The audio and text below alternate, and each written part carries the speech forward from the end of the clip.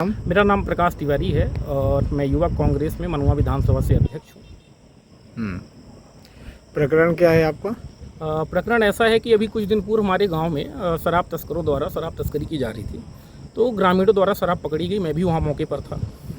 वहाँ पर पूछा गया तो जो तस्कर था उसके द्वारा कहा गया गीता माझी की शराब है, और वो हमने पुलिस को सूचना दी। पुलिस आई, शराब वगैरह ले गई और उसमें कार्यवाही हुई। और हमने सोशल मीडिया में वीडियो भी अपलोड किया कि आज नशे की खेप पकड़ी गई।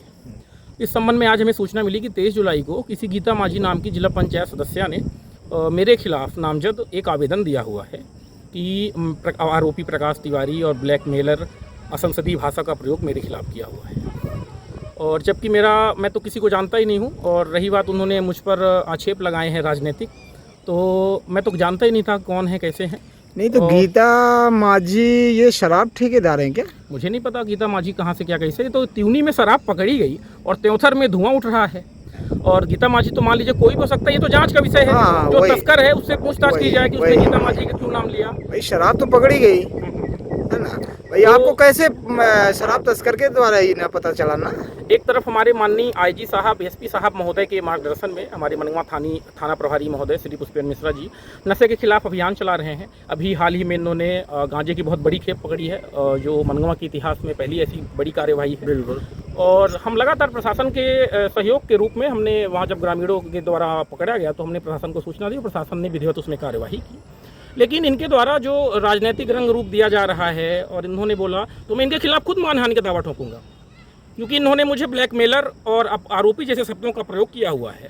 और मेरी जो भूमिका है समाज सेवक के रूप में, और मैं आरटीआई कार्यकर्ता भी हूँ और लगातार जनहित के मुद्दों में लड़ाई लड़ता हूँ। तो इन्होंने जो मेरे ऊपर आक्षेप लगाए हैं वो निराधार हैं। और यदि कहीं ना कहीं से ये जो चीज़ें हैं इसकी जांच होगी। मैंने माननीय थाना प्रभारी महोदय से इसका निवेदन किया है कि इसकी जांच की जाए। और साथ ही मैंने ये भी कहा है कि हो सकता है कि सामने वाले व्यक्ति को डरा धमका कर या पैसे रुपए देकर मेरे खिलाफ कोई झूठा आवेदन भी दिलाया जाए। तो उसके लिए उसका ब्लड टेस्ट, वैज्ञानिक, मनोवैज्ञानिक जो भी टेस्ट हो सके उसकी जाँच की जाए। और मैं शासन प्रशासन से भी अनुरोध करना चाहूँगा कि मैं ठीक है, मैं विपक्ष की भूमिका में हूँ और मेरा उससे राजनीतिक द्वेष किसी से क्या होगा। बिल्कुल। और गीता माझी तो कोई भी हो सकता है भाई, वो जांच का विषय है कि सामने वाले व्यक्ति ने क्यों नाम लिया। बिल्कुल, वो तो जांच का। और शराब तस्करी तो जारी है। और हम युवा कांग्रेस पूरे मनगांव विधानसभा में एक अभियान चलाएगी और जितनी भी शराब की अवैध पैकारियाँ जा रही हैं गांव-गांव में हम दबोचेंगे और पुलिस के सुपुर्द करेंगे। और मैं अंतिम में फिर से ही कहना चाह रहा हूँ कि जिन्होंने मुझे मेरे नामजद प्रकाश तिवारी पिता श्री जगदम्बा प्रसाद तिवारी निवासी ग्राम त्यूनी के नाम पर आवेदन दिया हुआ है, अगर उन्होंने 24 घंटे के अंदर माफ़ी नहीं मांगी तो मैं इसमें मानहानि नोटिस दूंगा।